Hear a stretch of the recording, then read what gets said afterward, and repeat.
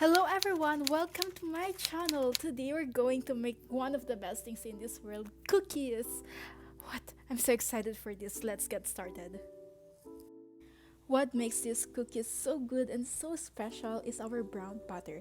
Now we want to brown our butter because it gives us that nicer, deeper and richer flavor that softened butter just can't give us. So you want to cut your butter into cubes and then put it in a pan that's big enough so it won't spill all over. And you want to continuously mix your butter until it becomes brown. We are looking for this kind of color. It's not burnt, it's just brown. Transfer it into a bowl so the butter will stop cooking and it won't get burned and dark. Cool this butter down completely before you use it. This is an optional step if you just want to put nuts in your cookies. So what you want to do is to roast it in the oven for about 5 to 10 minutes, then cool it down completely before you chop it.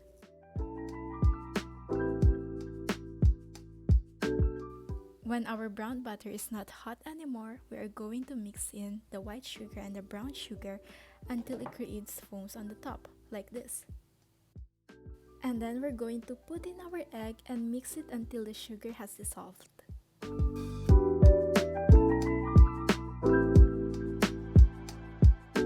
And then we're going to sift in our flour, baking soda, and salt to our butter mixture.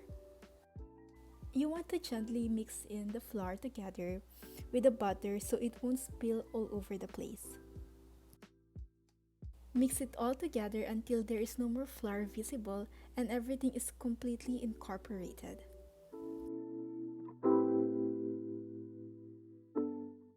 Look at that, our cookie dough is looking so good. It is now time to put in the vanilla extract.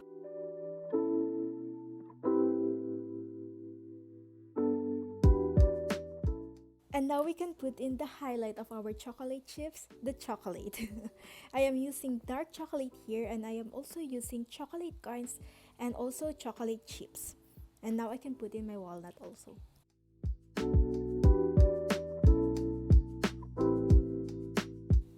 Mix it all together until everything is completely combined. And now we're done with our cookie dough. Before I put my cookies in the fridge to chill, what I like to do is to scoop out, shape my cookie dough already, and put additional chocolates on top. I find it easier like that instead of chilling the whole dough first before scooping it. Chilling the cookie in the fridge for about 20 to 30 minutes before baking it gives the butter a chance to solidify and have a better and more control of the spreading of the cookie in the oven. Preheat the oven 10 minutes before baking the cookies.